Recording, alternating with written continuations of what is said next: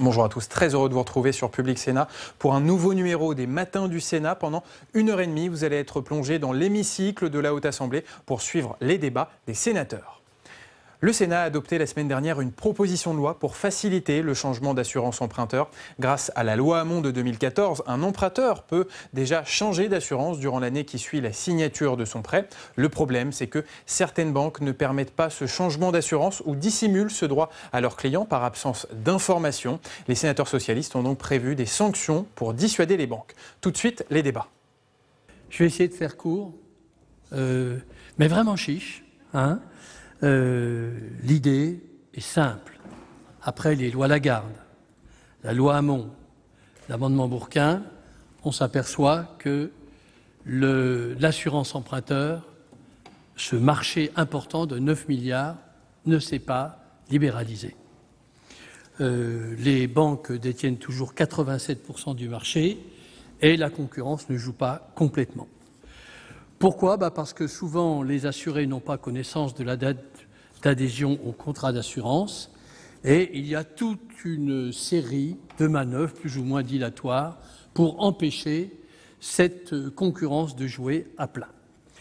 Il paraît donc urgent et nécessaire que le législateur intervienne afin de préciser la loi et, de ce point de vue, avec Madame la rapporteure, nous avons travaillé, nous avons auditionné pour faire en sorte que cette assurance emprunteur devienne moins lourde pour les Français, qu'ils puissent accéder dans les meilleures conditions à la propriété et lorsqu'ils ont un emprunt et une assurance, qu'ils puissent le renégocier avec des taux d'assurance qui soient décents.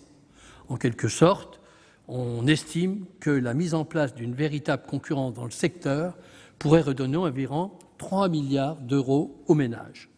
C'est cette question, il ne s'agit pas de prendre position pour les banques ou pour les assurances, il s'agit de prendre position pour le pouvoir d'achat des Français. On parle de 15 000, 20 000 euros de gains pour le consommateur, et 15 000 euros de gains, c'est plus d'une année de salaire pour ceux qui sont au SMIC, ce sont 2 ans d'études supérieures pour un étudiant, ce sont 2 ans de loyer avec un loyer moyen de 600 euros en France. Voilà de quoi il s'agit. Et tout à l'heure, Madame la rapporteure va vous préciser, parce que le travail a été fait en commun, on va éviter de faire doublon. Il y a eu la proposition de loi et il y a eu un travail avec les services de l'État extrêmement fin pour faire en sorte que cette loi soit la plus fluide possible, soit la plus simple possible pour qu'elle corresponde justement à la libéralisation de ce marché. Madame la ministre, nous comptons sur vous, sur votre gouvernement, qui semble enclin à nous soutenir, parce que vos services ont travaillé avec nous sur cette question, pour donner suite à cette proposition de loi, notamment à l'Assemblée nationale. Et chers collègues, je vous appelle à voter cette proposition de loi pour les Français, pour le pouvoir d'achat, pour permettre des gains de pouvoir d'achat et pour permettre à nos concitoyens de vivre dignement. J'ai fait beaucoup plus court que prévu. Bon, écoutez, si l'auteur de la loi, de la proposition, a rendu 70% de son temps, c'est que tout le monde, franchement, peut en faire autant. Et là, elle sera adoptée ou pas avant 20h30. Donc, j'encourage les autres à y aller. Madame Elisabeth Lamure, vous avez la parole. Merci, Monsieur le Président, Madame la Ministre, mes chers collègues. Nous sommes invités aujourd'hui, en quelque sorte, à mettre la touche finale à une aventure démarrée il y a à peu près 10 ans. Il s'agit de permettre concrètement aux consommateurs de résilier son assurance emprunteur s'il le souhaite. En effet, le consommateur apparaît souvent comme la partie faible du contrat de prêt ou d'assurance et le législateur est intervenu à plusieurs reprises depuis 2010 pour renforcer ses droits et rééquilibrer la relation entre lui et son assureur. Plusieurs manquements sont pourtant constatés sur le terrain qui viennent obérer les chances pour un assuré de changer d'assureur et donc de réaliser des économies substantielles. Avant d'examiner les solutions proposées par le texte de notre collègue Martial Bourquin et par la Commission des affaires économiques pour renforcer l'effectivité du droit de résiliation, je voudrais préciser de quoi l'on parle et vous donner quelques chiffres. L'assurance emprunteur est une question importante dans la vie quotidienne de nos concitoyens puisqu'elle conditionne dans la majorité des cas l'obtention d'un prêt immobilier. Elle facilite donc l'accès au crédit de tous les segments de la population. Les chiffres sur ce marché parlent d'eux-mêmes. 1 million de crédits immobiliers ont été signés en 2018, donc à peu près autant de nouveaux contrats d'assurance emprunteur. Les cotisations de cette assurance représentent environ 9 milliards d'euros par an. En moyenne, l'assurance emprunteur représente entre 6 et 15% du montant du prêt pour un ménage selon le profil de risque. Il s'agit donc de montants considérables. Depuis 2010, le législateur est intervenu à 4 reprises afin d'ouvrir puis d'élargir progressivement le droit à la résiliation de cette assurance, augmentant ainsi la concurrence sur ce marché. De fait, l'objectif d'une baisse des tarifs au profit du consommateur a été rempli. D'après la DGCCRF, les assureurs alternatifs ont proposé des tarifs plus bas et permis de diminuer les prix moyens, forçant les banques assureurs à s'aligner et à diminuer à leur tour les prix afin de conserver leur clientèle. C'est d'ailleurs la raison pour laquelle les parts de marché ont peu évolué dans les faits. Si les banques assureurs détiennent toujours environ 87% du marché, c'est avant tout parce qu'ils se sont adaptés à la concurrence, ce qui s'est traduit par plusieurs milliers d'euros d'économies pour les assurés qui ont changé d'assureur. Pour autant, les intentions du législateur ne sont parfois pas respectées sur le terrain. Or, il nous revient d'évaluer concrètement l'application des lois que nous adoptons et de proposer des améliorations ou des modifications lorsqu'elles sont nécessaires. En l'espèce, des incertitudes juridiques et certaines manœuvres dilatoires de certains prêteurs entretiennent la confusion du consommateur et appellent donc des précisions et des correctifs. Une partie de ces manquements tirerait son origine du flou juridique entourant la notion de date d'échéance du contrat d'assurance emprunteur. Certains contrats n'en disposent pas parce qu'ils ont été signés avant le droit à résiliation 2014 puis 2017. D'autres présentent au contraire plusieurs dates qui peuvent toutes en même temps prétendre à ce qualificatif. Et c'est ce flou qui est parfois exploité par certains prêteurs pour indiquer au consommateur qu'il n'a pas respecté la bonne date et qu'il ne peut donc pas partir à la concurrence. Pour répondre à ce problème, notre collègue Martial Bourquin proposait 2 solutions. Inscrire dans la loi ce que recouvre la notion de date d'échéance et créer pour les assureurs une obligation annuelle d'informer l'assuré de son droit à résiliation 3 mois avant la date anniversaire de la signature du prêt. À l'unanimité de la Commission des affaires économiques, des compléments et des précisions ont été ajoutés. Je voudrais vous les exposer dans les grandes lignes. Concernant la première solution, celle d'inscrire dans la loi que la date d'échéance est la date anniversaire de la signature de l'offre de prêt par l'emprunteur, la Commission a souhaité retranscrire fidèlement la recommandation de novembre 2018 du comité consultatif du secteur financier. Cet avis a été rendu à l'unanimité de ses membres qui regroupent les banques, les assurances et les consommateurs, ce qui est suffisamment rare pour être souligné. Cet avis recommandait de retenir comme date d'échéance la date anniversaire de la signature de l'offre, c'est ce que fait la proposition de loi, mais l'avis recommandait également de préciser qu'à la demande du client, une autre date d'échéance pourrait être retenue si elle figure sur le contrat. Par exemple, si un assuré a déjà changé d'assureur, il possède un nouveau contrat qui indique, lui, une date précise d'échéance. Il convient donc que l'assuré puisse opter pour cette date. La Commission a donc choisi d'inscrire dans la loi également cette partie de l'avis du CCSF. Ainsi, l'assuré garde véritablement la main sur la période de résiliation qui lui convient le mieux, ce qui est un facteur de clarté et de bonne appropriation de ce droit. La Commission a également prévu que sur la notice que le prêteur remet à l'emprunteur, lorsqu'il lui propose une assurance qui énumère les risques garantis, figure cette nouvelle définition de la date d'échéance. La deuxième solution proposée par le texte était de créer pour les assureurs une obligation d'informer l'assuré 3 mois avant la date d'échéance de son droit à résiliation. Bien informer le consommateur est fondamental, ce n'est qu'ainsi qu'il connaîtra ses droits et pourra faire jouer la concurrence. Toutefois, nous nous sommes rendus compte que présenter ainsi cette obligation était irréalisable. Tous les assureurs ne connaissent pas cette date de signature de l'offre de prêt, puisqu'elle relève des relations contractuelles entre un prêteur et un emprunteur. Par conséquent, pour les contrats en cours, qui sont parfois anciens, les assureurs seraient contraints de calculer une période d'envoi de l'information à partir d'une date qui leur est inconnue. Ils seraient ainsi placés involontairement dans l'illégalité et cette obligation serait source d'un contentieux de masse. Une solution aurait été qu'ils demandent aux différents prêteurs, contrat par contrat, la date personnalisée de signature de chacun de leurs millions de contrats, ce qui aurait été une obligation disproportionnée, alors que d'autres solutions existent pour la bonne information du consommateur.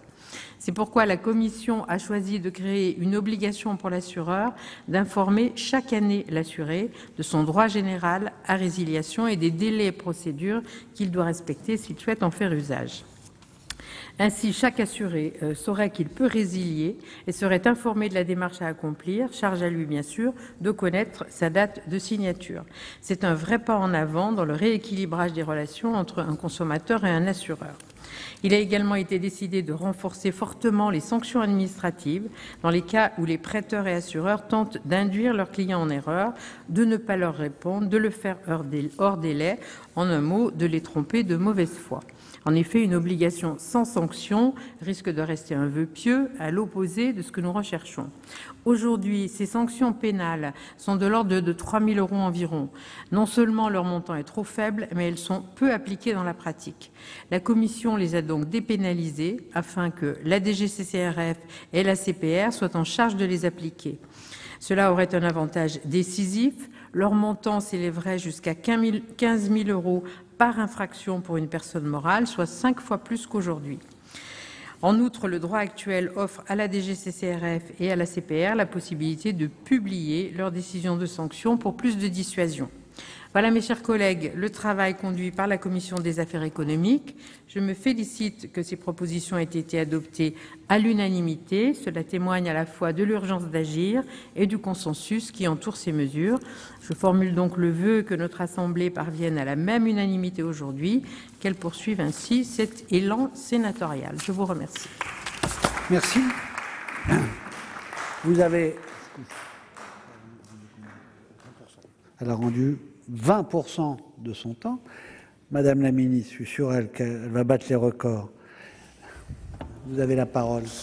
Monsieur le Président, Madame la Présidente, Madame la rapporteure, Mesdames et Messieurs les sénateurs, le crédit immobilier est un élément essentiel de l'accès à la propriété de nos concitoyens. Il est à ce titre un enjeu majeur pour les pouvoirs publics. Vous l'avez rappelé, plus de 9 millions de ménages disposent aujourd'hui d'un crédit immobilier pour un encours cumulé de plus de 1 000 milliards d'euros à des taux historiquement bas.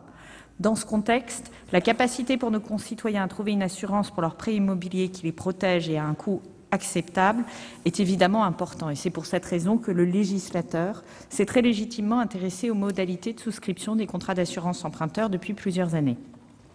Les réformes qui se sont succédées, vous les avez mentionnées, depuis 2010, ont permis des avancées significatives.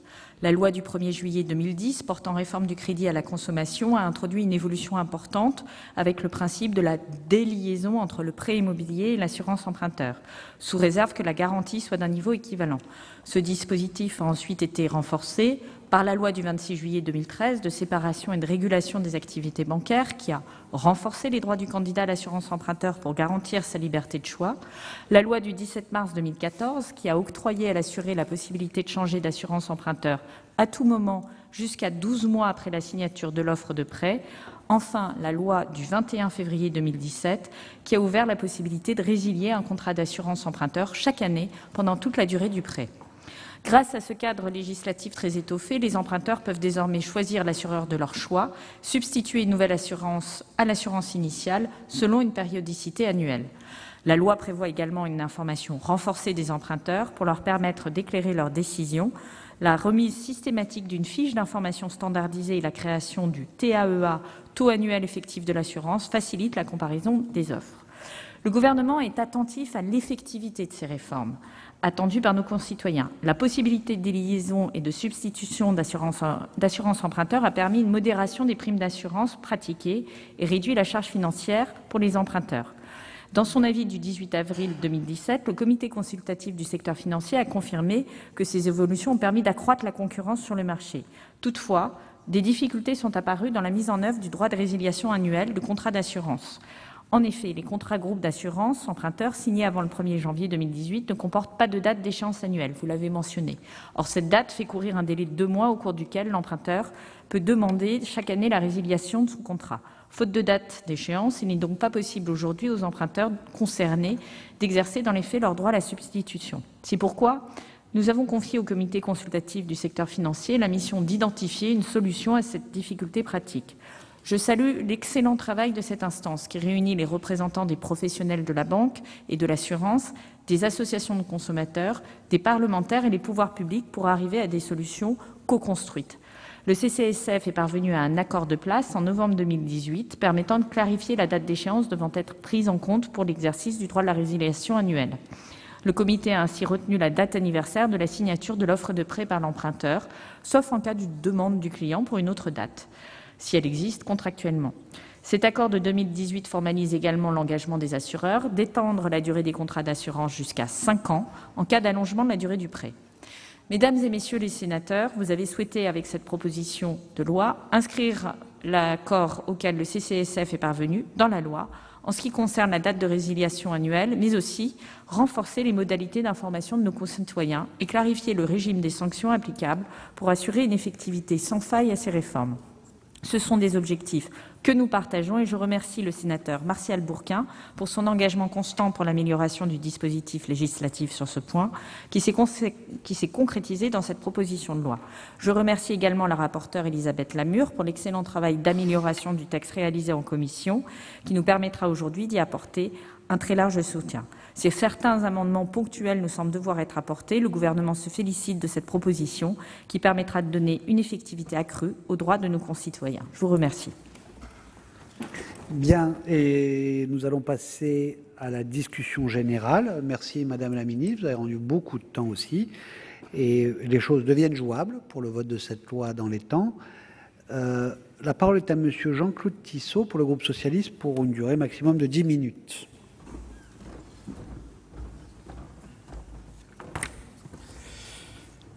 Monsieur le Président, Madame la Ministre, mes chers collègues, certes il faut aller vite, mais il faut quand même prendre le temps de dire les choses. J'ai le plaisir aujourd'hui de porter un texte qui non seulement semble emporter l'adhésion du Sénat, mais également et surtout qui parle aux Français, et plus particulièrement aux Français qui sont engagés ou vont s'engager dans un prêt immobilier. C'est important car c'est le choix d'un lieu de vie pour la famille, mais aussi parce que ce projet engage financièrement pour de longues années. Si aujourd'hui les taux de crédit immobilier sont historiquement bas, 1,25% en moyenne hors assurance, les prix d'achat sont de plus en plus élevés. Cela amène les ménages à emprunter beaucoup d'argent. La Banque de France d'ailleurs s'en inquiète. Le taux d'effort des ménages connaît une augmentation importante ces dernières années, un peu plus de 30% en moyenne, uniquement pour le remboursement des annuités. J'en viens au sujet qui nous réunit aujourd'hui, l'assurance emprunteur et surtout sa négociation, ou plutôt sa renégociation. L'assurance emprunteur, c'est cette assurance obligatoire lors de la conclusion d'un prêt immobilier. Elle protège l'emprunteur et sa famille contre les accidents de la vie et garantit le remboursement du capital à la banque. C'est donc une assurance extrêmement importante pour beaucoup de ménages qui se sont engagés ou qui vont s'engager dans un prêt immobilier pour 15, 20, voire 25 ans. Je ne reviens pas sur les propos tenus par mon collègue Martial Bourquin, que je remercie pour sa ténacité et qui nous a rappelé l'histoire législative des 10 dernières années sur ce sujet. Le prix de l'assurance emprunteur peut représenter jusqu'à 30% du coût total du crédit. En changeant d'assurance emprunteur, nous l'avons constaté lors de nos auditions, les économies peuvent aller jusqu'à 1 000 € en moyenne par an sur le coût d'un crédit. Ce gain peut donc être très important quand on sait que l'endettement des ménages français bat des records. La négociation de l'assurance emprunteur doit permettre un véritable gain de pouvoir d'achat pour les emprunteurs et même souvent sera la variable d'ajustement pour réussir à boucler un plan de financement dans un contexte où l'accession à la propriété est de plus en plus difficile pour les classes moyennes. Ce gain de pouvoir d'achat, Madame la Ministre, il serait particulièrement bienvenu au moment même où le gouvernement, après avoir supprimé l'APL à l'accession, s'apprête à supprimer le PTZ, et c'est dommage dans les zones B2 et C. Madame la Ministre, vous savez, je vous l'apprends, que les seuls endroits où les familles modestes peuvent encore acheter leur logement, c'est justement dans ces zones. Vous savez que sans le PTZ, ces familles ne pourront plus réaliser leurs projets. Et je profite, bien que le temps soit court, je profite de l'occasion qui m'est donnée de m'exprimer devant vous pour vous demander à votre gouvernement de revenir sur la suppression du TPZ, cet outil si précieux qui aide les jeunes ménages à acquérir leur premier logement. La suppression du PTZ, Madame la Ministre, sera vécue comme une nouvelle injustice pour les familles qui vivent dans des zones périurbaines et dans nos campagnes. J'en reviens à ce qui nous rassemble aujourd'hui. Oui, nous le savons, les marges sur les assurances emprunteurs sont énormes. Oui, ce marché reste capté par les banques. Un tiers des ménages ont un prêt immobilier en cours et 80% d'entre eux disposent d'une assurance souscrite auprès de leur banque. Et on arrive à un point de bascule où le coût de l'assurance emprunteur devient plus cher que le crédit lui-même. Par exemple, pour un crédit de 250 000 € sur 20 ans, un couple de 40 ans versera 35 000 € d'intérêt et 36 000 € d'assurance pour son assurance emprunteur. Or, le marché de l'assurance emprunteur rapporte près de 9 milliards d'euros compte tenu de la dynamique des prix de l'immobilier. L'encours total des prêts liés à l'habitat a en effet franchi le seuil symbolique de 1 000 milliards d'euros en fin d'année dernière. 3 lois depuis 10 ans pour tenter d'ouvrir ce secteur à la concurrence et faire baisser les prix. Alors pourquoi le secteur ne s'ouvre pas à la concurrence? Pourquoi nous proposons de légiférer encore? Et je crois qu'il faut que ce soit clair. Des banques, on n'en citera aucune ici, mais nous en avons identifié certaines, recourent à des pratiques dilatoires dans le but de priver leurs clients de leur droit au libre choix de l'assurance emprunteur. Et ce, en contradiction avec l'objectif poursuivi par le législateur d'accroître les possibilités de mise en concurrence. Et ce, malgré les rappels à l'ordre de la CPR, qui a mis en garde le secteur bancaire pour ses pratiques commerciales il y a tout juste un an. Et ce, malgré l'intervention du CCSF, qui a tenté de clarifier les modalités de résiliation. Avec cette proposition de loi, nous avons un objectif, assurer l'effectivité du droit au changement d'assurance emprunteur. Nous sommes arrivés à un accord avec la rapporteure, que je remercie pour son travail de précision, qui a conservé tout l'esprit et l'ambition de notre proposition de loi initiale. Le texte examiné aujourd'hui poursuit un objectif de clarification pour éviter à l'avenir d'embrouiller les assurés sur la date de résiliation de leur contrat. Sur ce point, il devrait y avoir consensus puisque la rapporteure a proposé de reprendre la liste que le CCSF avait négociée avec les banques, les assureurs et les associations de consommateurs. Ensuite, l'information du consommateur sera renforcée. Tout d'abord, la date de résiliation sera précisée dans la notice que le prêteur est obligé de fournir à l'assuré au moment des premières simulations. L'emprunteur aura connaissance de ses droits dès le début du processus de souscription d'un prêt. Ensuite, et c'est là un point essentiel, nous créons une obligation annuelle d'information du client sur son droit à résiliation et les modalités d'exercice de ce droit. Nous avions également proposé que la fiche standardisée d'information, la FSI, soit envoyée par la banque dans un délai de 10 jours maximum, sans frais, pendant toute la durée du prêt. Nous avons bien vu votre amendement, Madame la Ministre. Vous supprimez cette mesure au motif qu'elle relèverait du pouvoir réglementaire, dont acte. Mais nous souhaiterions un engagement du gouvernement à faire évoluer le dispositif existant. Cette fiche indique les garanties d'assurance que le prêteur exige dans le cas d'une substitution d'assurance. C'est donc un document essentiel qu'un emprunteur doit avoir s'il souhaite engager une démarche de renégociation de son contrat. Sur proposition de la rapporteure, l'article 2 met en place un régime de sanctions administratives plus efficace et qui devrait être dissuasif. La DGCCRF pourra appliquer des amendes allant jusqu'à 15 000 € par manquement constaté. C'est 5 fois plus que l'amende prévue actuellement. Très important également, la DGCCRF aura la possibilité de rendre publiques ces sanctions, le fameux name and shame, qui souvent fait plus peur aux entreprises que les amendes. Enfin, je tiens à rappeler que les mesures adoptées ont vocation à s'appliquer aux contrats en cours. Donc, voici un texte qui parle aux Français, en mesure de redonner, comme l'a rappelé Martial Bourquin, 3 milliards d'euros à nos concitoyens. Je vous invite donc, mes chers collègues, à voter ce texte et je vous invite, Madame la Ministre, à le soutenir à l'Assemblée nationale pour une adoption rapide et définitive. Je vous remercie. Merci, chers collègues. La parole est maintenant à Monsieur Joël Labbé pour le groupe RDSE. Vous avez 7 minutes.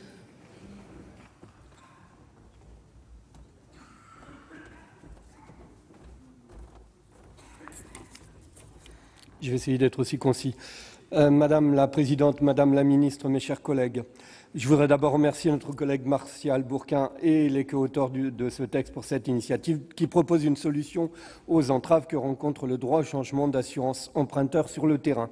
Après une dizaine d'années d'évolution de l'ouverture du marché de l'assurance emprunteur, celui-ci reste encore fermé. Même si les prix ont fini par baisser, nos concitoyens pourraient encore bénéficier de tarifs attractifs en changeant d'assurance. Il faut donc rendre possible l'exercice de ce droit. Il est utile de clarifier la notion de date d'échéance en entérinant dans la loi l'avis du comité consultatif du secteur financier. L'obligation de faire apparaître cette date dans la notice annexée au contrat de prêt est une avancée pour les contrats nouvellement conclus. Outre les confusions autour de la date de référence pour l'exercice du droit de résiliation, les associations de consommateurs constatent la persistance de manœuvres dilatoires visant à décourager l'emprunteur. Pour ne citer que les principales entraves, le non-respect par les établissements de crédit des délais de réponse quant au refus ou l'acceptation du nouveau contrat, la non-précision des documents manquants et l'absence de véritable motivation du refus de changement. En ce qui concerne ces deux derniers points, je vous proposerai un amendement poursuivant deux objectifs. Il vise d'une part à ce que le prêteur précise quels sont les documents manquants lorsque cette situation se présente, mais aussi à ce que le prêteur apporte des explications critère par critère sur l'absence d'équivalence des garanties entre le contrat de groupe et le contrat individuel. Le contenu de l'information annuelle de l'assuré a été complété en commission par les modalités de résiliation du contrat et les délais à respecter. Toutefois, tel qu'il est rédigé, cet article ne permet plus de savoir à quel moment doit intervenir cette information et je crains qu'elle ne soit délivrée trop tardivement. Or, cette précision est essentielle puisque le rapport précise que les délais de résiliation peuvent s'élever jusqu'à 56 jours. Nous avons donc déposé un amendement pour que le délai de 3 mois retenu par la proposition de loi initiale soit applicable au contrat nouvellement conclu. L'assurance emprunteur a toujours relevé d'un droit particulier pour ce qui est des conditions de résiliation. Presque 10 ans après la reconnaissance du droit à la déliaison, nous sommes encore en train de légiférer sur le droit à la résiliation, nous rapprochant un peu du droit commun. Faudra-t-il aller jusqu'à un alignement sur le droit commun, à savoir la résiliation à tout moment sans justification? C'est une question. Certes, il conviendra ultérieurement d'évaluer les effets de la déliaison sur la mutualisation des risques et donc l'impact sur les profils à risque qui intéressent moins les assureurs. Pour l'instant, la démutualisation n'a pas eu pour effet d'augmenter les contributions de ces catégories. La demande de rapport est ici pertinente. Au regard des avancées proposées par le texte, le groupe RDSE le soutiendra. Je vous remercie. Merci beaucoup. La parole... Très bien, merci. La parole est maintenant à Madame Noëlle Rossan pour le groupe LAREM et vous avez 7 minutes. Monsieur le Président, Madame la Ministre, Madame le rapporteur, mes chers collègues, la présente proposition de loi s'inscrit dans la lignée des différentes réformes du marché de l'assurance emprunteur initiées par nos collègues il y a maintenant plus de 10 ans. Elle vise à parachever cet effort en clarifiant et renforçant l'information du consommateur sur son droit à la résiliation. L'assurance emprunteur est un véritable enjeu au cœur de la vie de nos concitoyens. Elle représente une part importante du coût de leur crédit et est souvent conditionnée à l'obtention du prêt immobilier. Le législateur est intervenu à plusieurs reprises depuis ces dernières années en ouvrant puis en élargissant progressivement le droit à la résiliation, augmentant ainsi la concurrence de l'offre. Le constat est aujourd'hui simple, le manque de l'information pour le consommateur persiste. Il y a un réel besoin de clarifier la date retenue lorsqu'un assuré souhaite faire usage de son droit de résiliation. La date anniversaire de la signature de l'offre de prêt par l'emprunteur apparaît alors comme opportune. Aussi, je félicite le travail de la Commission qui a jugé utile d'offrir aux consommateurs la possibilité de choisir une autre date de son choix afin qu'il puisse garder la main sur la période de résiliation qui lui convienne le mieux. La Commission propose également que la notice de l'assurance fasse figurer cette information pour une parfaite transparence et ainsi réduire l'incertitude juridique autour de la notion de date d'échéance. En outre, l'emprunteur doit pouvoir se voir communiquer de la part du prêteur sa fiche standardisée d'information tout au long du crédit. Cette fiche est particulièrement utile pour le consommateur pour connaître les exigences minimales du prêteur et ainsi comparer les offres d'assurance. Toutefois, nous voterons l'amendement du gouvernement qui supprime la disposition imposant au prêteur de communiquer sur demande de l'emprunteur la fiche standardisée d'information. L'objectif de cette disposition est déjà rempli par le Code de la consommation pour les cas de substitution avant l'offre de prêt. Enfin, le texte propose de créer pour l'assureur une obligation annuelle d'informer l'assuré sur le droit général à résiliation et sur les modalités de mise en œuvre.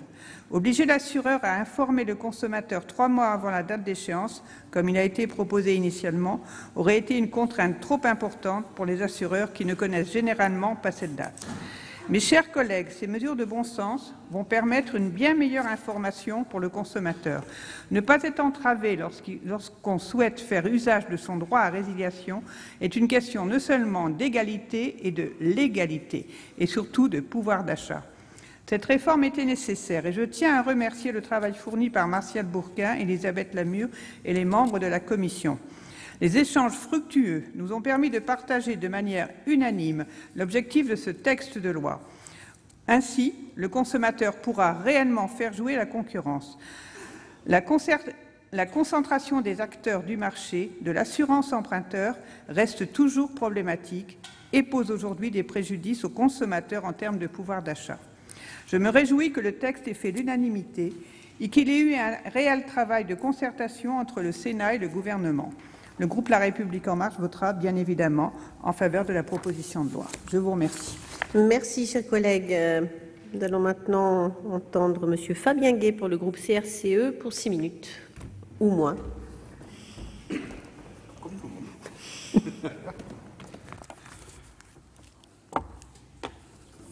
Madame la Présidente, Madame la Ministre, mes chers collègues, je vais faire comme tout le monde, je vais raccourcir, j'avais donc une belle intervention que je vais ranger au placard et je vais essayer de vous dire quelques mots. Le crédit immobilier, je crois que tout le monde sera d'accord, c'est un projet d'une vie.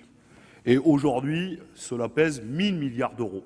Et d'ailleurs, si nous avions le temps d'avoir un débat, il serait intéressant, Madame la Ministre, que nous ayons ce débat, puisque vous n'êtes pas alerté sur cette question de la dette des ménages, qui est de l'investissement, mais par contre, vous êtes souvent à nous rabattre les oreilles sur la question de la dette publique, mais là est un autre débat. Sur la question de l'assurance emprunteur, avant 2010, c'était un monopole. Et on a vu que depuis que c'est ouvert à la concurrence, on a du mal à faire jouer les choses pour les consommatrices et les consommateurs. Là aussi, si j'étais un peu taquin, je dirais qu'il n'y a pas que dans ce secteur que l'ouverture à la concurrence a du mal à profiter aux consommatrices et aux consommateurs. Aujourd'hui, nous sommes dans une situation où les taux sont extrêmement faibles. Et donc, les banques se rattrapent et font leur marge, 40% en moyenne, ça peut aller même jusqu'à 70% sur cette question du crédit emprunteur. D'ailleurs, je pense qu'il faudra un jour se poser la question de celles et ceux qui ne peuvent pas accéder au crédit parce qu'ils ne peuvent pas avoir cette assurance emprunteur. Et peut-être que nous pourrions imaginer une question du dernier recours, d'un dernier assureur qui pourrait, le cas échéant, venir assurer, je dirais, un crédit. Et on s'aperçoit qu'en renégociant, mais c'est Martial Bourquin, notre collègue, qui le dit, y compris dans sa présentation, que lorsqu'il y a renégociation, ce n'est pas une mince affaire, c'est presque parfois 1 000 € par an, 25 000 € sur 25 ans. Donc je crois que nous avons raison et c'est une question importante que cette proposition de loi. Je le dis de suite, nous partageons la philosophie, plus de transparence, le droit de renégociation avec une transparence sur la question des dates et le name and shame, je ne m'étale pas plus, qui est aussi une information pour les consommatrices et les consommateurs. Je vous dirai un dernier point, parce que cette assurance emprunteur, c'est 9 milliards d'euros. C'est donc une manne financière non négligeable dans les mains des banques, des courtiers, des assureurs. Et il y a une question que nous avons soulevée en commission, c'est notre collègue Daniel Grémillet qui l'avait soulevée, mais avant, il y avait la mutualisation. Depuis, c'est ouvert donc à la concurrence et ce n'est pas l'objet de cette proposition de loi. Mais il faut que nous y soyons vigilants. Aujourd'hui, c'est de 1 à 6. Et donc, le profil social, le sexe, l'âge, la question de la santé ou la question du travail rentrent en compte. Et donc, il faut se le dire, un ouvrier, un militaire, un agriculteur se voit pénalisé par rapport à un cadre de bureau. Et demain, quand des acteurs alternatifs vont rentrer, il est possible qu'on nous passions de 1 à 6 à 1 à 30. Donc là aussi, peut-être qu'il faudra, je dirais, mettre la question de la transparence dans la construction du prix, parce que ce n'est pas aux plus faibles à payer l'ouverture à la concurrence de ce secteur. S'il y a vraiment ouverture, ce sont des banques et les assureurs qui doivent rendre l'argent, ce n'est pas les plus faibles qui doivent payer pour les plus riches. Voilà, je m'en tiens là, je rends 2 minutes 17, je vous remercie et donc le groupe CRCE votera cette proposition de loi. Et merci, chers collègues, pour ce temps. Je passe maintenant la parole à Monsieur Claude Maluret pour le groupe Les Indépendants pour 6 minutes.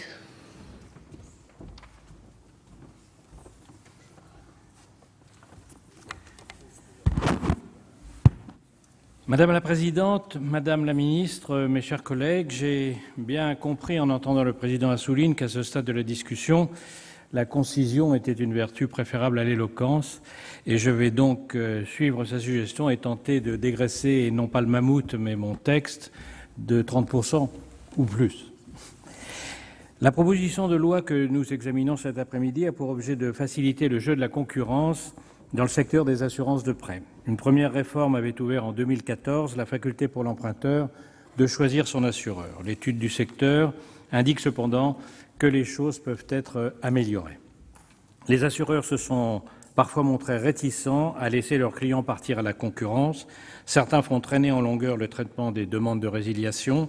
D'autres jouent sur la complexité et l'obscurité des dispositions contractuelles, leur but étant bien sûr de dissuader ou gêner les consommateurs dans l'exercice de leur droit de résiliation. Même en l'absence de telles manœuvres, les consommateurs sont encore trop souvent dans l'ignorance de leurs droits, mal informés ou gênés dans leur volonté de changement. Ils restent trop souvent liés à la banque qui leur a accordé un prêt et fait souscrire une assurance. Cela explique sans doute pourquoi cette activité d'assurance de prêt, qui pourrait être effectuée par n'importe quel assureur, est aujourd'hui encore très majoritairement l'apanage des prêteurs bancaires. La libre concurrence est un principe auquel le groupe des Indépendants est très attaché. Elle permet aux consommateurs d'exercer leur liberté de choix en même temps qu'elle garantit des prix raisonnables. C'est actuellement en partie le cas dans le domaine des assurances de prêt. Les prix ont déjà commencé à baisser, mais il subsiste une importante marge de progression. L'étape incontournable vers davantage de concurrence est l'information du consommateur quant à sa faculté de choix. Les dispositions du texte la renforcent utilement. Les obligations sans sanction n'obligent personne, c'est presque aussi vrai des sanctions dérisoires. Nous nous réjouissons donc que la Commission ait quintuplé les sanctions encourues, portées à 15 000 € par infraction. Elles devraient avoir les propriétés dissuasives que nous leur souhaitons. Fallait-il dépénaliser les sanctions encourues en cas de non-respect de ces obligations ? Nous comprenons bien que le passage d'une sanction pénale à une sanction administrative poursuit un objectif d'efficacité et nous ne doutons pas de la compétence de la DGCCRF ni de celle de l'autorité de contrôle prudentiel et de résolution dans la mise en œuvre de contrôles et de sanctions, même si c'est toujours un problème de déléguer des fonctions de justice à l'administration. L'ensemble du texte, néanmoins, est équilibré et nous semble correspondre aux attentes du secteur. L'économie de marché, le libéralisme économique ne signifie pas l'absence de règles. Ils ont au contraire besoin de régulation, d'encadrement et de contrôle. Sans cela, la concurrence peut rapidement tourner à l'abus de position dominante ou au cartel. C'est par le droit que nous pouvons nous assurer que la concurrence demeure loyale, que les acteurs bénéficient de la meilleure information et que chacun respecte les règles du jeu. Les dispositions du présent texte renforceront la concurrence dans ce secteur. Le groupe Les Indépendants votera donc en faveur de son adoption. Je vous remercie. Merci, chers collègues. Je passe maintenant la parole à Monsieur Jean-Pierre Moga du groupe Union Centriste. Vous avez 8 minutes.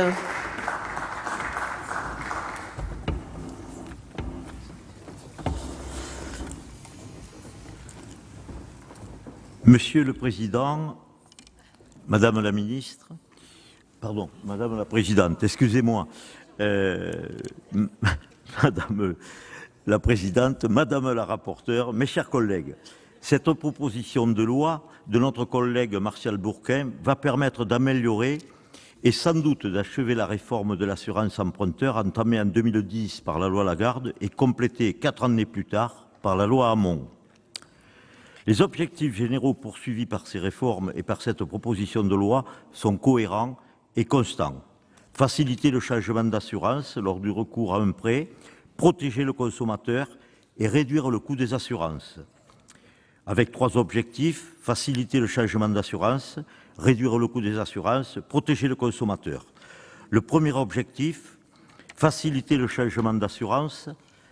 Aujourd'hui, le changement d'assurance emprunteur est encore insuffisamment utilisé et la concurrence ne joue pas à plein.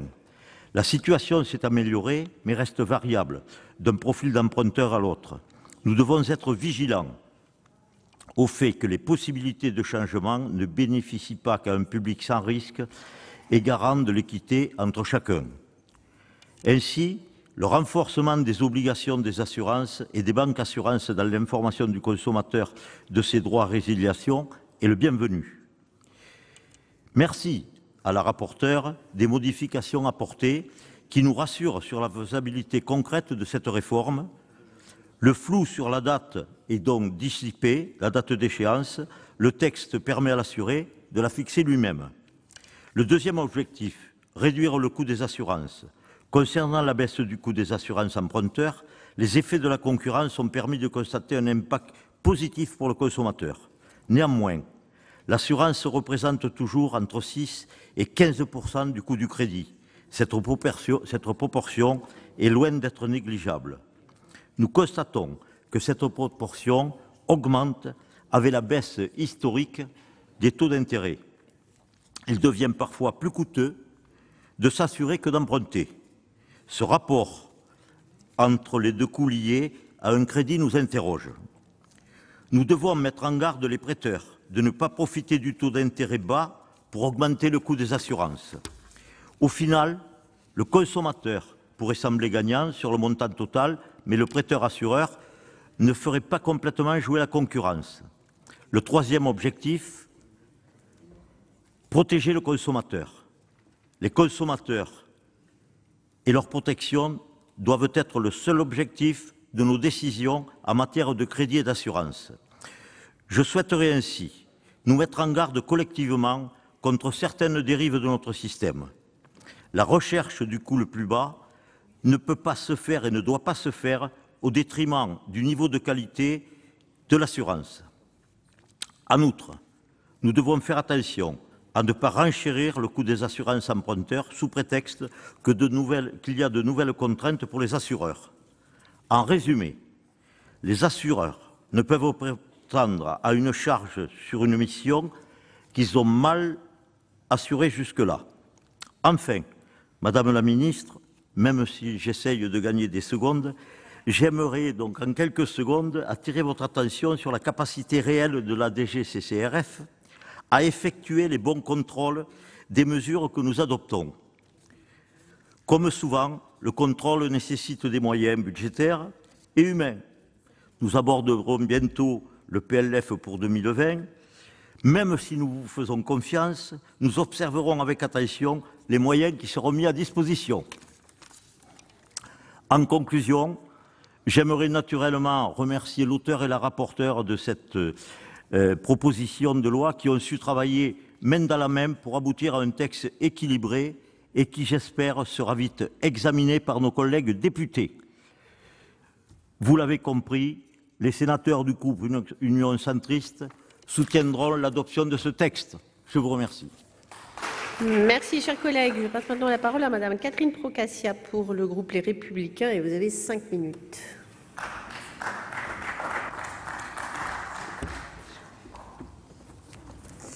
Mesdames les présidentes, Madame la ministre, Madame le rapporteur, mes chers collègues. Mon ancienneté au Sénat me permet de garder un souvenir assez net des avancées à la fois progressives et poussives dans le domaine de l'assurance des prêts. Il a quand même fallu 5 lois pour que cette chasse gardée des banques rentre enfin dans le droit commun de la résiliation des contrats d'assurance. La loi Lagarde, en 2010, a pour la première fois inscrit la possibilité de souscrire une assurance de prêt dans l'établissement de son choix, mais il a fallu tout de suite que la loi Lefebvre précise le fait que choisir une assurance en dehors de la banque prêteuse ne pouvait pas occasionner des frais additionnels pour l'emprunteur. En 2015, la loi Hamon fut à la fois une percée et un échec pour moi. Elle ouvrait timidement la loi de la résiliation, mais seulement dans le court délai de 12 mois après la signature d'une offre de prêt, alors que ladite loi rendait complètement libre la résiliation pour les assurances auto et habitation, qui sont pourtant beaucoup moins lourdes pour le consommateur. 2 ans après, le Sénat se rebiffe et introduit dans la loi Sapin le droit de résiliation que le Conseil constitutionnel invalidera après saisine des banques soucieuses de ne pas perdre leur pactole. Mais notre collègue Bourquin n'abandonne pas, il fait voter un amendement qui va enfin permettre la résiliation annuelle, y compris pour les contrats anciens. Ce sont des milliers d'euros que vont ainsi pouvoir économiser les emprunteurs immobiliers s'ils font l'effort de réaliser une mise en concurrence réelle. Je rappelle que c'est la volonté donc, de notre collègue Bourquin, mais aussi de celle de Daniel Grémillet, que la résiliation annuelle est enfin devenue possible depuis janvier 2018. Grâce à vous, messieurs, non seulement l'assurance emprunteur est rentrée dans le droit commun, mais elle a permis de faire jouer la concurrence et de réaliser de sérieuses économies. En effet, les banques elles-mêmes, maintenant, proposent des taux comparables à ceux des assureurs alternatifs. L'ouverture à la concurrence a eu cet effet bénéfique. C'est vraiment gratifiant de pouvoir intervenir réellement en faveur du pouvoir d'achat de 5 à 14 millions de personnes, souvent engagées pour de nombreuses années, parfois 19 ans, mais qui peuvent aller jusqu'à 30 ou 40 ans. Madame le rapporteur a rappelé les 3 points forts de ce texte, le droit à la résiliation et les modalités de rupture du contrat, un dispositif d'information renforcé et des amendes plus lourdes. Vous l'avez compris, j'applaudis ce texte qui devrait être, je l'espère, la dernière étape de ce long parcours que je suis depuis presque 10 ans. Si j'interviens, c'est aussi pour exprimer mes convictions et mes réserves. Si améliorer l'information des consommateurs emprunteurs doit bien être une préoccupation constante du législateur dans une économie très concurrentielle où tous les coups sont permis, nous ne devons pas non plus nous comporter comme des nounous. Les emprunteurs ont maintenant tout en main, c'est à eux désormais de se prendre en charge. Je pense aussi que nous ne devons pas faire peser plus et davantage de nouvelles obligations sur les entreprises de nature à entraver leur fonctionnement. Elles doivent être transparentes, mais pas non plus suicidaires. Donner les informations, oui. Inciter les clients à aller voir les concurrents, non. Je salue en ce sens les allègements des contraintes initialement prévues dans la PPL qu'a apporté notre collègue. Dans cet esprit, je proposerai un amendement qui, à mon sens, est un juste compromis et je voterai avec plaisir cette PPL, espérant que l'Assemblée nationale le fasse elle aussi très rapidement. Merci. Merci, chers collègues. Je passe maintenant la parole à Monsieur Daniel Grémillet pour le groupe Les Républicains et vous avez 5 minutes.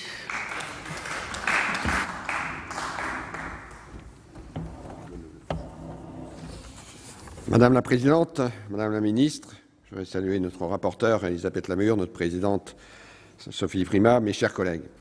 Alors, je fais mien le propos de Catherine Procaccia à l'instant, pour gagner du temps, mais je voudrais vraiment vous dire tout le bonheur que nous avons au niveau de la Commission économique, puisque Madame la Présidente, Madame la rapporteure, ça a été voté à l'unanimité, et c'est vraiment un travail de fond qui a été fait par le Sénat depuis un certain temps, n'est-ce pas Martial Bourquin, à qui je voudrais rendre hommage au niveau de ce texte. Et qui ne m'en veuillez pas, je voulais faire beaucoup de compliments, mais je vais m'arrêter là pour gagner du temps. Donc mon seul propos va être sur effectivement les points où il nous faut rester très vigilants, notamment vis-à-vis des consommateurs, et je pense au débat qu'on a eu sur la démutualisation des contrats. À l'époque de l'examen de la loi Sapin 2, on nous disait que la démutualisation allait faire exploser la solidarité. Donc, je ne veux pas en dire plus, mais ça fait partie des points quand même sur lesquels il faut être très attentif. On a quand même des rapports aujourd'hui qui nous disent que les contrats de groupe mutualisés, les tarifs allaient de 1 à 6. Aujourd'hui, on est de 1 à 30. Donc, on voit que le curseur bouge. Et notre rôle, effectivement, ici au Sénat, c'est aussi de s'assurer que les plus fragiles, les personnes qui ont un âge plus avancé, ne soient pas non plus dans des situations où ils auraient des tarifs qui deviendraient insupportables. Donc, il nous faudra être très attentifs sur le secteur de l'assurance emprunteur, qui pourrait être le seul secteur où l'ouverture à la concurrence qui pourrait faire augmenter les prix au détriment des consommateurs, ou du moins d'une certaine catégorie de consommateurs. C'est ça l'objet. Et je pense qu'il est très important aussi, et tout en les citant, d'être attentif aussi au travail et au rapport qui sera remis par le comité consultatif du secteur financier de 2020, qui va être très important. Et je fais confiance au Sénat, à la Commission économique, aux rapporteurs, et peut-être que nous aurons l'occasion, en fonction de ce rapport, de faire encore évoluer les choses pour effectivement que notre rôle plein entier apporte satisfaction à l'ensemble des populations. Mais c'est un dossier si beau et merveilleux qui redonne à chaque personne une espérance et une bouffée d'oxygène que je voulais là aussi me féliciter du travail qui a été fait par notre rapporteur et je ne veux pas être plus long et bien sûr, c'est avec enthousiasme que je voterai ce texte. Merci. Merci, cher collègue. La parole est maintenant à Monsieur Vincent Segouin pour le groupe Les Républicains pour 4 minutes.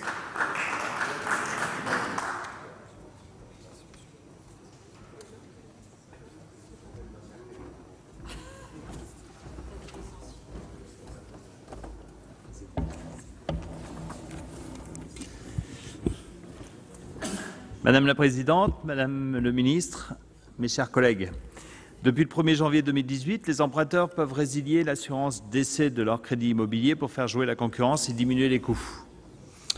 Plus d'un an après, le résultat espéré n'est pas à la hauteur. Après analyse du marché, on s'aperçoit que les banques ont usé de tous les moyens possibles pour dissuader leurs clients de partir. Seul un public averti y a eu recours. Et les moyens employés par ces mêmes banques n'ont pas tous été loyaux, il faut le dire. D'ailleurs, nous ne comprenons pas pourquoi les banques assureurs réclament d'un côté la loi Hamon sur les contrats d'assurance de particuliers sous couvert du bien du consommateur et refusent l'amendement Bourquin de l'autre pour les contrats emprunteurs. Revenons à notre sujet. Dès 2017, la Fédération des banques s'est opposée en contestant auprès du Conseil constitutionnel la validité des mesures adoptées par la loi. Mais elle a aussi combattu les recommandations sur les bonnes pratiques à adopter fixées par la CPR. Ces démarches ont été infructueuses, mais elles leur ont permis de gagner du temps pour s'organiser sur la défense de leur portefeuille. Assez vite, par le jeu de la concurrence, les clients ont compris qu'ils avaient souscrit un contrat groupe collectif avec un taux unique, quel que soit l'âge du souscripteur, alors qu'ils pouvaient avoir un contrat individuel basé sur l'âge du souscripteur et sur sa situation. Le contrat collectif est donc très lucratif pour les banques. Et nous comprenons ainsi pourquoi les banques ont craint l'ouverture du marché dans ce domaine. Pour décourager les clients, mais aussi la concurrence, les banques ont utilisé différentes méthodes, à savoir contestation de la date de résiliation, absence de réponse aux résiliations, en réclamant des garanties parfois injustifiées, à savoir perte d'emploi ou invalidité sur des prêts immobiliers locatifs, chantage avec les taux d'emprunt majorés si l'assurance n'est pas adossée, etc., etc. Mais c'est surtout l'incroyable méconnaissance de cette loi par les emprunteurs qui profite aux banques, il faut le dire. Et c'est pour cette raison que nous nous retrouvons aujourd'hui sur cette proposition de loi proposée par mon collègue Martial Bourquin, et l'objectif est défini en 5 articles. Bien sûr, je ne peux être que favorable à l'article 1er qui fixe la date d'échéance, comme pour tout contrat d'assurance, avec un délai de résiliation. Cette disposition est indispensable pour éviter dorénavant les litiges et les contentieux sur les résiliations. Sur le second article, j'ai émis beaucoup de réserves, considérant qu'il était compliqué pour l'assureur d'adresser un courrier spécifiant la date d'échéance, le délai et les modalités, considérant aussi que c'était contraire au bon fonctionnement d'une société commerciale. La mise en place de ces documents d'information va contraindre l'assureur à revenir chaque année sur le contrat, à renégocier les conditions et à augmenter ses frais de gestion qui peuvent faire perdre une partie du bénéfice de la réduction des coûts attendus par les emprunteurs. À mon avis, il aurait été plus opportun de faire un contrat d'assurance avec des conditions particulières, comme nous les connaissons tous, similaires à ceux qui existent, avec une date d'échéance et un délai de préavis. Enfin, l'article 3, Name and Shame. Autant je comprends la motivation de mon collègue Martial Bourquin devant sa déception sur le résultat de la loi et les moyens employés pour la remettre en cause, autant je suis rassuré que le rapporteur ait supprimé cet article. En tant que citoyen, je ne peux accepter que dorénavant on inscrive sur le mur de la honte les banques assureurs ou tout autre professionnel qui ne respectent pas les règles. Ces professions sont réglementées et surveillées. Les professionnels qui sont mauvais élèves doivent être sanctionnés en fonction du degré d'importance de la faute et de la mauvaise foi, mais en aucun cas ces sanctions doivent être étalées sur la place publique. Cette notion de name and shame est ni plus ni moins que l'acceptation de la délation, et nous n'avons surtout pas besoin de cela aujourd'hui, bien au contraire. Enfin, je trouve les derniers articles intéressants car ils permettront de fixer le délai d'application et de calculer l'impact de la loi sur l'objectif fixé. Je voterai donc cette PPL. Merci. Je voudrais vous féliciter collectivement pour votre concision et vous rassurer que celle-ci n'a en rien entaché votre éloquence. La discussion générale est close. Nous passons à la discussion du texte de la Commission. Je vous rappelle que nous devons impérativement voté avant 20h30 et nous avons 17 amendements. Passons donc à l'article 1er, l'amendement présenté par le gouvernement. Madame la ministre. Merci Madame la Présidente. L'amendement prévoit la suppression de la disposition imposant au prêteur de communiquer sur demande de l'emprunteur pendant toute la durée du prêt la fiche standardisée d'information. Pourquoi ? Parce qu'on l'a dit, parce que c'est de niveau réglementaire. Cette obligation d'information est déjà prévue à l'article L313-23 du Code de la consommation pour les cas de substitution avant l'émission de l'offre de prêt. Le gouvernement est prêt à étendre ce dispositif aux cas de substitution intervenant après l'émission de l'offre de prêt en apportant les modifications nécessaires à l'article L313-24 du Code précité. Donc, en réponse à votre question, oui, nous nous engageons. Quel est l'avis de la commission ? Merci Madame la Présidente. Nous parlons ici d'un sujet qui en fait est peu fréquent. Les exigences du prêteur en matière de garantie sont de toute façon annexées au contrat de crédit immobilier, ce qui permet donc au consommateur de les connaître, sauf s'il a perdu son contrat, ce qui tout de même est rare. Mais pour les quelques cas où un consommateur n'aurait pas cette information, il paraît en effet plus judicieux de passer par la voie réglementaire. C'est donc un avis favorable. Très bien. Je vais donc mettre aux voix l'amendement numéro 16 avec un avis favorable de la commission. Qui est pour ? Qui est contre ?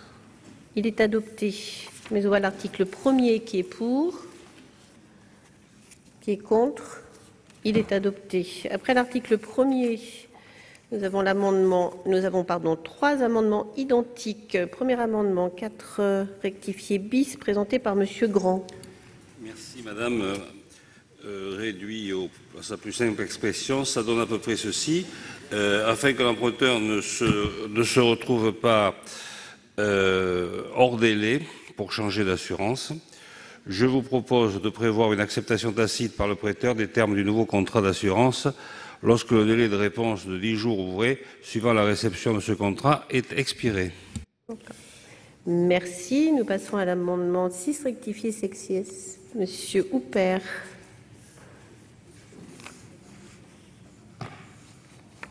Madame la Présidente, Madame la Ministre, chers collègues, la loi Hamon de mars 2014 était floue sur cette disponibilité de substitution et c'est la loi de Saint-Pin de 2016 qui en a donné la possibilité.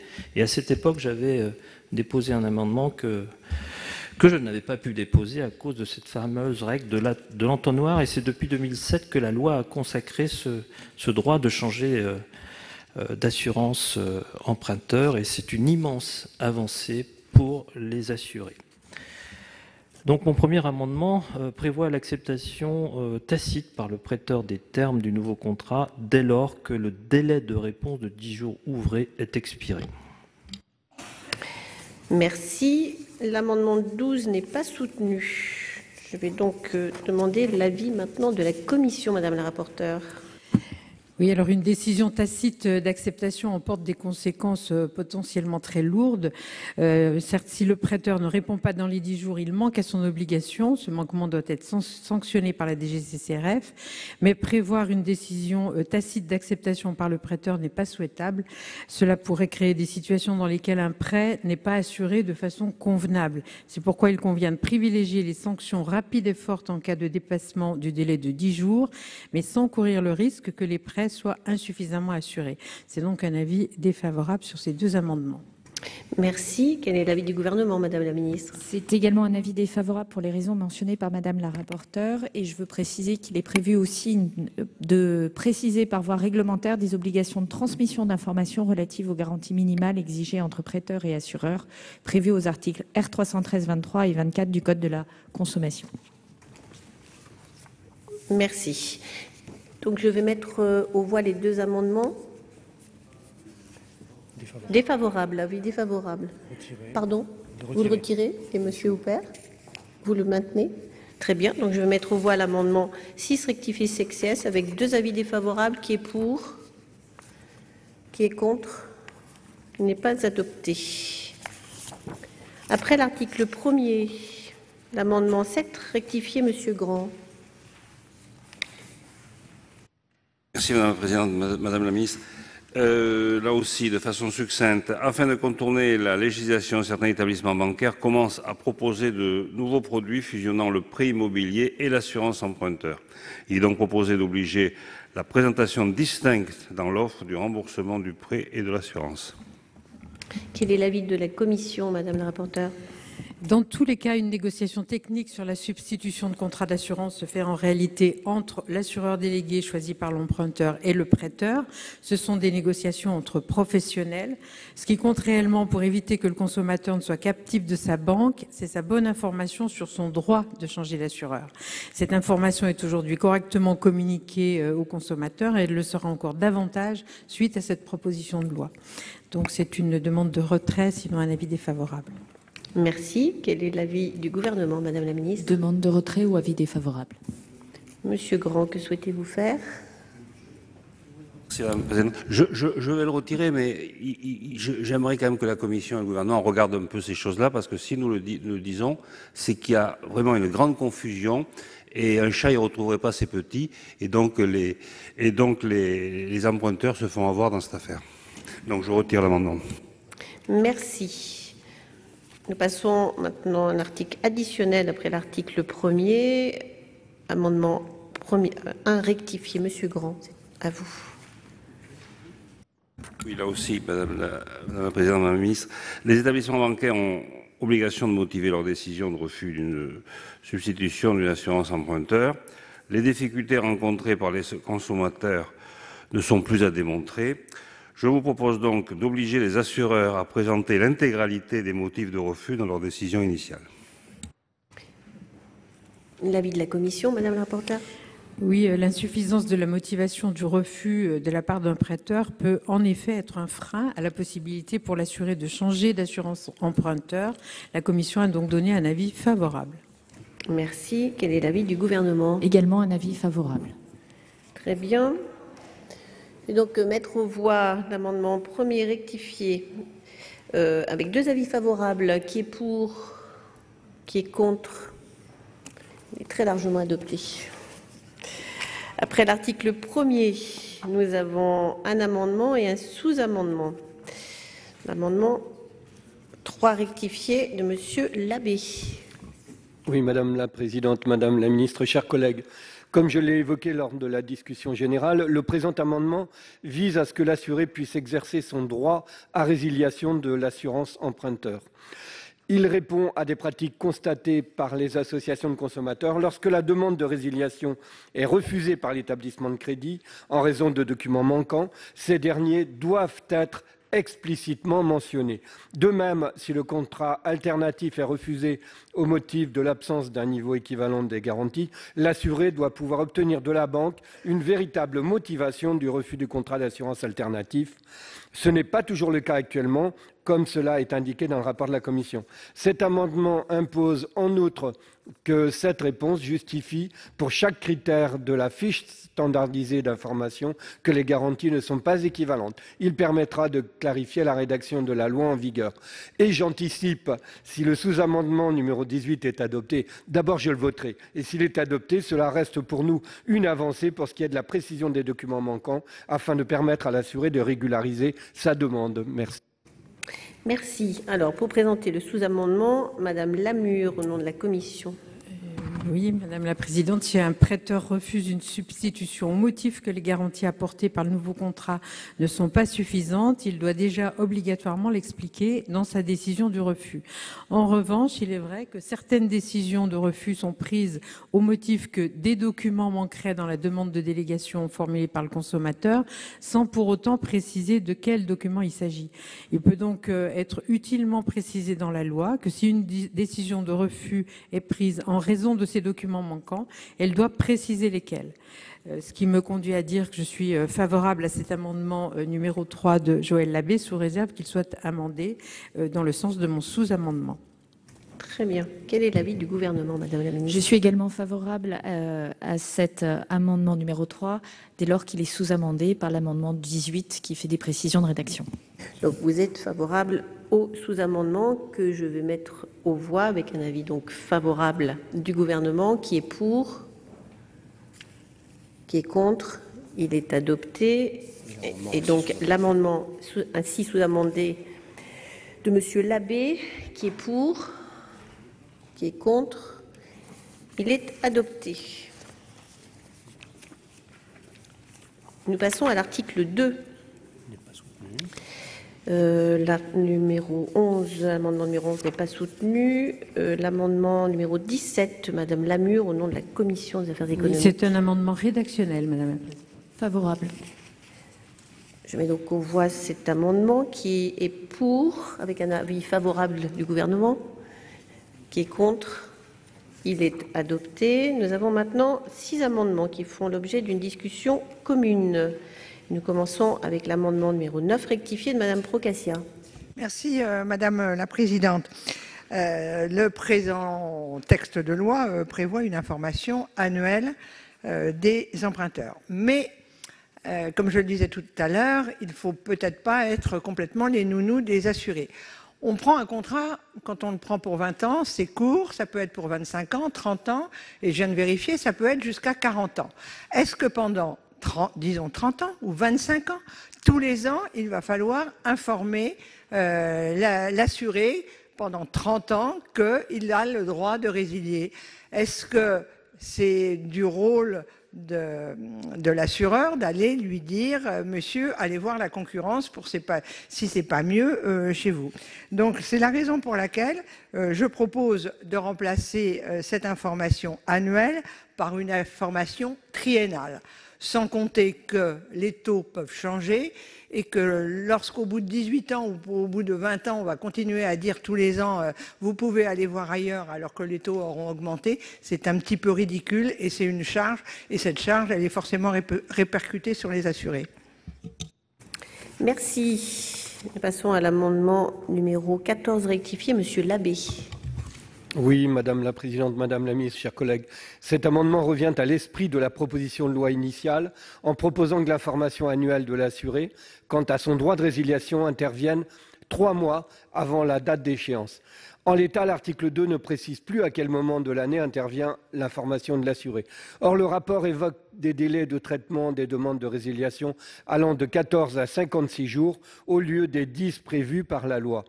Si l'information de la banque intervient 1 mois avant la date d'échéance, il sera déjà trop tard et le contrat repartira pour une année, privant les assurés de l'effectivité de leurs droits. La date d'échéance des anciens contrats étant, semble-t-il, méconnue, cette mesure s'appliquerait aux contrats nouvellement conclus après l'entrée en vigueur de la proposition de loi. Merci. Nous passons à l'amendement 8 rectifié, Madame Moret-Richaud. Il est défendu. Merci. Nous passons à l'amendement 5 rectifié sexies, Monsieur Houpert. Madame la Présidente, Madame la Ministre, chers collègues, cet amendement propose un calendrier de délivrance de l'information annuelle à l'assuré au plus tard 5 mois et au plus tôt 5 mois et au plus tard 3 mois avant la date choisie par l'assuré afin que cette information ne risque pas de tomber dans les oubliettes de sa mémoire. Merci. Merci. L'amendement 13 n'est pas soutenu. Donc, je vais maintenant passer à l'avis de la Commission. Madame la rapporteure, à vous. Si, alors concernant l'amendement numéro 9 de Madame Procaccia, l'obligation annuelle d'information a donc déjà fait l'objet d'un accord en commission, adopté à l'unanimité. Je rappelle que cela permet de renforcer efficacement l'information du consommateur sans créer une obligation trop complexe pour l'assureur, puisque, en effet, ils pourront remplir leur obligation d'information via l'espace client de l'assuré d'une façon automatisée. C'est donc une demande de retrait, ou à défaut, ce serait un avis défavorable. L'amendement 14 de Monsieur Labbé. L'article 1er de la proposition de loi prévoit que la date d'échéance est au choix de l'assuré lorsqu'il souhaite résilier soit la date anniversaire de la signature de l'offre de prêt, soit une autre date d'échéance si elle figure sur son contrat. Donc les assureurs ne peuvent pas calculer ce délai de 3 mois à partir de la date d'échéance puisqu'elle peut recouvrir 2 dates. C'est donc une demande de retrait ou sinon un avis défavorable.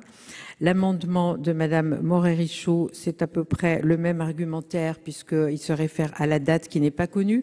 Donc c'est une demande de retrait, sinon un avis défavorable. Et c'est la même chose pour l'amendement de Monsieur Houpert. Très bien, nous passons à l'avis du gouvernement. Alors, comme Madame la rapporteure a très bien exprimé la situation, je vais suivre son avis. Donc, c'est un avis défavorable sur ces 6 amendements. Retrait sinon défavorable. Alors, je vais demander à chacun des auteurs de ces amendements. Madame Procaccia, que souhaitez-vous faire?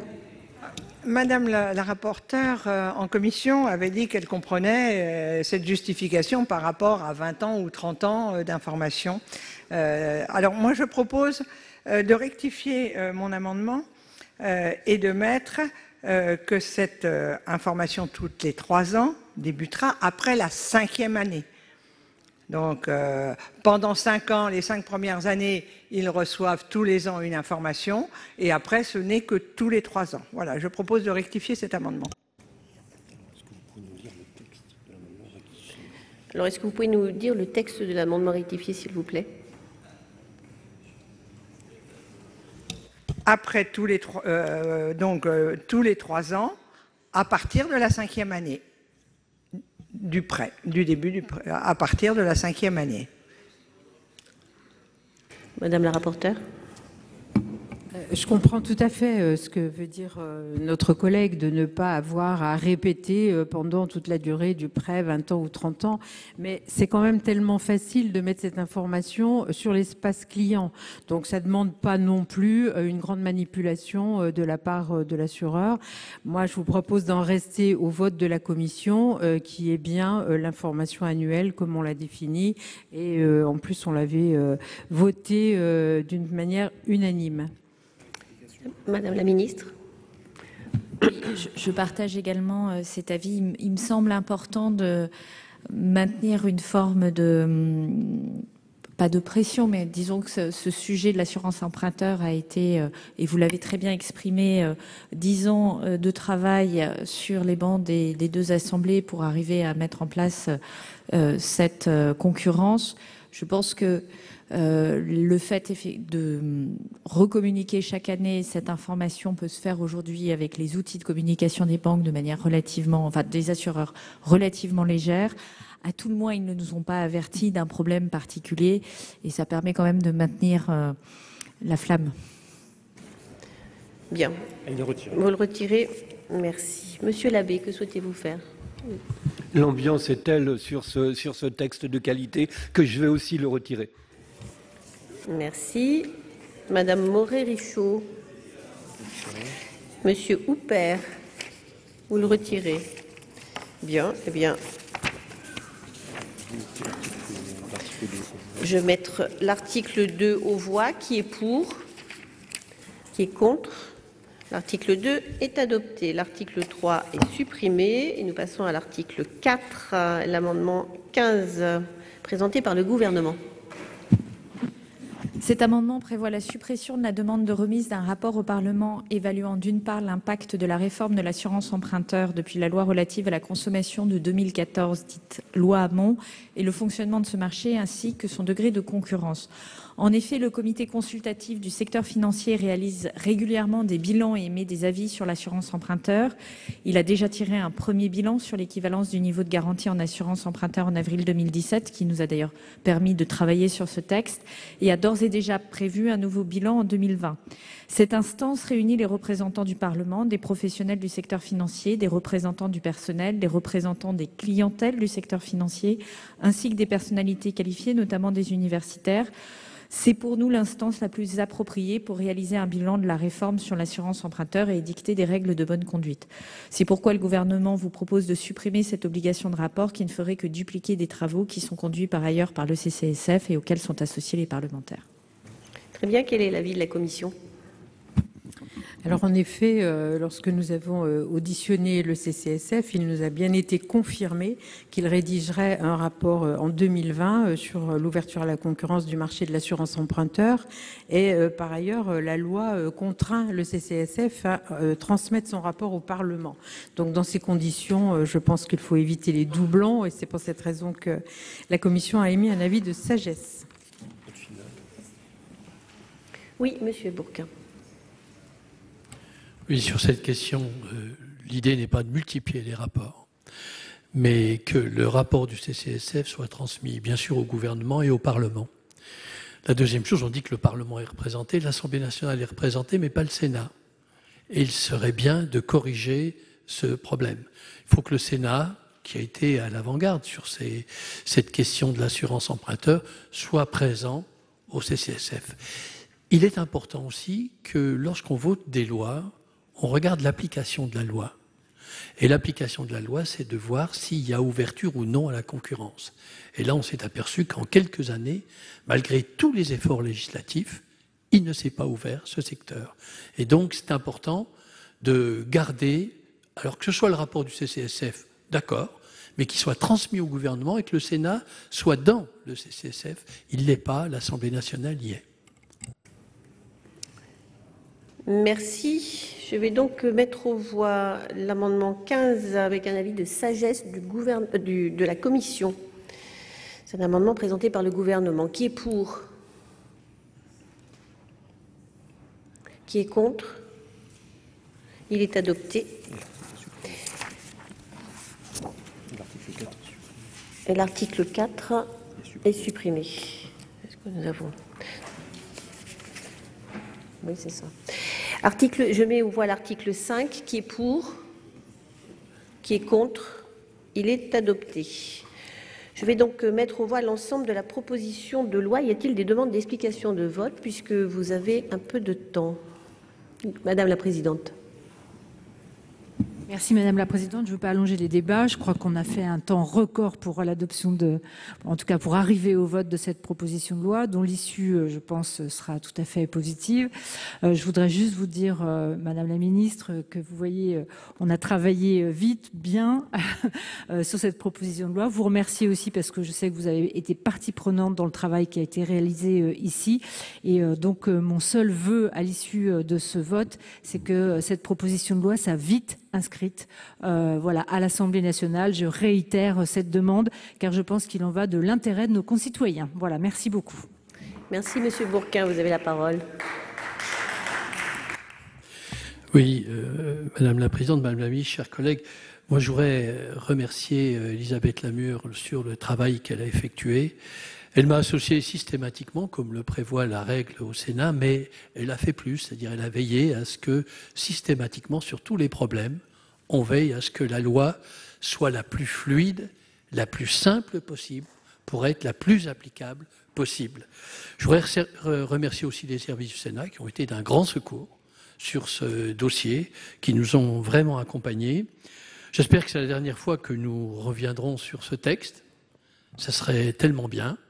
Et je crois que là, avec ce que nous avons voté, il n'aura plus la possibilité de biaiser. Ça dépendra, Madame la Ministre, de la célérité des services de l'État et de l'ACPR.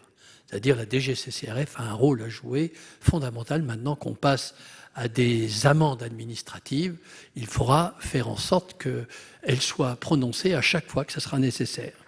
Il faut enfin ouvrir ce marché et donner des droits aux consommateurs, mais je crois que ma collègue avait absolument raison. Maintenant, il faut que les consommateurs se saisissent des droits qu'on leur ouvre. Et l'autre point qu'il faut donner, c'est qu'ils auront une information qu'ils n'avaient pas auparavant. Ils vont la recevoir et il faut qu'ils l'utilisent. Voilà, il s'agit du pouvoir d'achat des Français. 3 milliards, c'est pas rien sur un marché de 9 milliards. Et quand on connaît les questions aussi graves du pouvoir d'achat dans notre pays, eh ben on s'aperçoit que ce n'est pas rien ce qu'on fait aujourd'hui en si peu de temps. Pourquoi? Parce que l'accession à la propriété est quelque chose d'essentiel pour beaucoup de ménages. C'est le rêve d'une vie, comme ça a été dit tout à l'heure. Et lorsque on est pénalisé parce qu'il y a des taux d'emprunt qui sont extrêmement bas, mais par des taux d'assurance qui sont prohibitifs, eh bien, il fallait que le législateur se saisisse de cette situation et qu'il fasse en sorte que la loi soit encore plus précise pour que demain, l'ouverture de ce marché soit possible pour l'intérêt de tous les Français. Merci. Madame la Ministre, vous avez la parole. Oui, merci beaucoup Madame la Présidente. Non, je voulais juste préciser à Monsieur Bourquin qui mentionnait le problème du rapport. D'une part que nous sommes allés faire un peu d'archéologie et qu'il semble que le Sénat a une place au CCSF. Mais effectivement, quand on regarde la composition, il n'y a pas de sénateur, donc c'est peut-être quelque chose à regarder de plus près. Et par ailleurs, il est évident qu'on vous transmettra le rapport du CCSF, puisqu'il n'y a aucune raison qu'il ne soit pas transmis au Sénat. Merci. Il n'y a pas d'autres demandes d'explication de vote. Alors, je vais mettre aux voix l'ensemble de la proposition de loi tendant à renforcer l'effectivité du droit au changement d'assurance emprunteur. Qui est pour? Qui est contre? Elle est adoptée. À l'unanimité, je vous en félicite. Le Sénat a donc adopté à l'unanimité cette proposition de loi pour faciliter le changement d'assurance emprunteur. Les banques ont désormais l'obligation d'information de leurs clients à propos de ce droit. Et si elles ne le font pas, elles auront une amende de 15 000 € par client. C'est la fin de cette émission. Merci de l'avoir suivi. Vous pouvez revoir tous nos programmes sur notre site internet publicsénat.fr. Très bonne journée et très bonne semaine sur Public Sénat.